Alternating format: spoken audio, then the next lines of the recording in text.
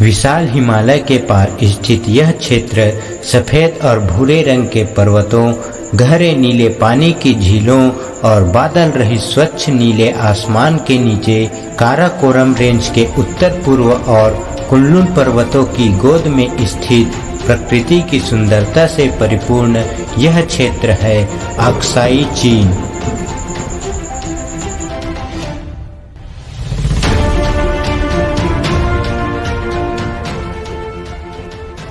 Aksai चीन तिब्बती पठार के उत्तर पश्चिम में स्थित भारत और चीन से विवादित क्षेत्र है। यह क्षेत्र कुनलुन पर्वतों के ठीक नीचे स्थित है। ऐतिहासिक रूप से अक्साई चीन भारत को रेशम मार्ग से जोड़ने का एक जरिया था। अक्साई चीन हिमालय के पार एक बहुत ही ऊंचाई पर स्थित क्षेत्र है। समुद्र तल से इस क्षेत्र की ऊंचाई 5000 मीटर से 7000 मीटर तक है, तो वहीं इसका क्षेत्रफल 37,244 वर्ग किलोमीटर है। अक्साई चीन भारत के केंद्र शासित प्रदेश लद्दाख का ही हिस्सा है। यह पूरे प्रदेश के करीब 20% भाग में है और वहीं जम्मू कश्मीर का तकरीबन 10% भाग है। यहाँ ठंड के दिनों में इतनी ज़्यादा ठंड पड़ती है कि इसकी तुलना उत्तरी ध्रुव पर स्थित साइबेरिया से की जा सकती है। ठंडा इलाका होने के बावजूद यहाँ कुछ ऊंचे स्थानों को छोड़कर बर्फ बहुत ही कम मात्रा में पाया जाता है। यहाँ पर दूर दूर तक सफ़ेद भूरे रंग की पर्वतें ही दिखाई देती है, इसलिए इसे सफ़ेद पत्थरों का रेगिस्तान भी कहा जाता है। इतना ज़्यादा ठंड और पथरीला इलाका होने के कारण यहाँ पर पेड़ पौधे नहीं के बराबर ही होते हैं। इतनी विषम परिस्थिति होने के बावजूद भी यह क्षेत्र मानवों की पहुँच से दूर नहीं है। यहाँ पर दूर दूर में ही सही पर इंसानी बस्ती भी मौजूद है, जो इस तरह के खतरनाक वातावरण में भी अपनी संस्कृति को बचाए हुए वहाँ पर निवास कर रही है। यहाँ सफ़ेद पहाड़ों के बीच सूर्य की रोशनी से चमकता हुआ कुछ छोटी बड़ी झीलें भी मौजूद है। यहाँ पर अक्साई चीन नाम की झील और नदी भी है। अक्साई चीन के नीचे विशाल हिमालय पर्वत होने के कारण भारत की ओर से जाने वाली मानसूनी बादलों को हिमालय पर्वत रोक लेती है, उसे लद्दाख और अक्साई चीन तक पहुंचने ही नहीं देती। इसलिए इस क्षेत्र में वर्षा और हिमपात नहीं के बराबर ही होता है। बार बार अक्साई चीन नाम को सुनकर आपके दिमाग में भी यह सवाल जरूर उठ रहा होगा कि इस क्षेत्र का नाम अक्साई चीन ही क्यों पड़ा। तो चलिए चलते हैं इसके नाम के पीछे की सच्चाई को जानने। अक्साई चीन का नाम उइगर भाषा, जो एक तुर्की भाषा भी है, इससे आया है। उइगर में अक का मतलब सफ़ेद होता है और साई का अर्थ पथरीली घाटी या नदी की वादी होता है। उइगर का एक और शब्द है चोअल, जिसे खितानी भाषा में चीन कहा जाता है। इसका अर्थ वीराना या रेगिस्तान होता है। अगर हम इन शब्द के अर्थ को एक साथ जोड़कर देखें तो अक्साई चीन के नाम का अर्थ सफ़ेद पथरीली घाटी का रेगिस्तान निकलता है।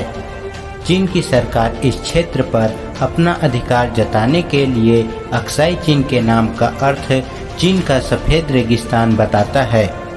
भारत और चीन के बीच जिन दो क्षेत्रों को लेकर सीमा विवाद है, उनमें एक अरुणाचल प्रदेश है तो वहीं दूसरा अक्साई चीन।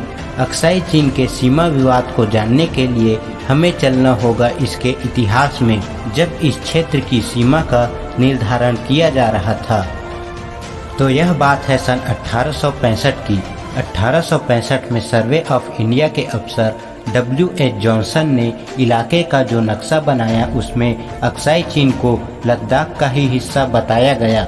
इस सीमा रेखा को लानाक ला पास और जॉनसन लाइन 1865 के नाम से जाना गया। भारत इसी लाइन के आधार पर अपना दावा अक्साई चीन पर करता है और फिर समय के साथ साथ चीन और ब्रिटेन, जो उस समय भारत पर राज करता था, इन दोनों के रिश्तों में काफ़ी बदलाव आए। चीन और ब्रिटेन के रिश्ते 1889 तक काफ़ी अच्छे हो चुके थे, जिसके चलते ब्रिटेन ने एक बार फिर इलाके की सीमा का पुनः निर्धारण करने का सोचा और इसको निर्धारित करने का जिम्मा मैकार्टनी मैकडॉनल्ड के हाथों में सौंपा। इन्होंने अक्साई चीन की सीमा का निर्धारण इस तरह से किया कि इसका ज़्यादातर हिस्सा चीन में चला गया। इसके द्वारा खींची गई लाइन को कोंगका ला पास या मैकडोनल्ड 1899 के नाम से जाना गया। चीन इसी लाइन के आधार पर अक्साई चीन पर अपना हक जताता है। चीन ने जब 1950 में तिब्बत पर कब्जा किया तो वहां कई क्षेत्रों में चीन के खिलाफ विद्रोह होने लगे, जिससे चीन और तिब्बत के बीच कभी भी मार्ग के कट जाने का खतरा बना हुआ था। इस खतरे से बचने के लिए चीन ने शिनजियांग प्रांत से तिब्बत तक एक राजमार्ग का निर्माण किया, जो भारत के अक्साई चीन से होकर जाता था। भारत को जब यह पता चला कि चीन ने भारत की जमीन में सड़क का निर्माण किया है, तब अपने क्षेत्र से चीन को हटाने के लिए भारत ने अपने सैनिकों को भेजा। जब तक भारत की सेना वहां पहुंची, तब तक चीन वहां अपना गंदा पैर जमा चुका था।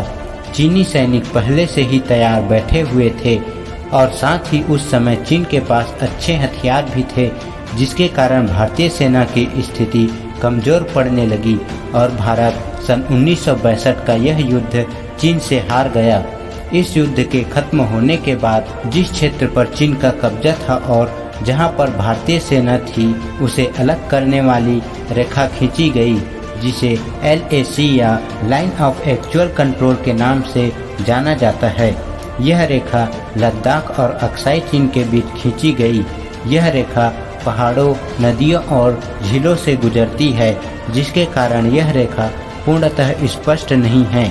जिसके कारण यह रेखा भारत के नक्शे में एक जगह होती है तो चीन के नक्शे में दूसरी जगह, जिसके चलते आए दिन चीन इस क्षेत्र में LAC को पार कर घुसपैठ करती रहती है और इन दोनों देशों के बीच इस रेखा के चलते विवाद होते रहते हैं।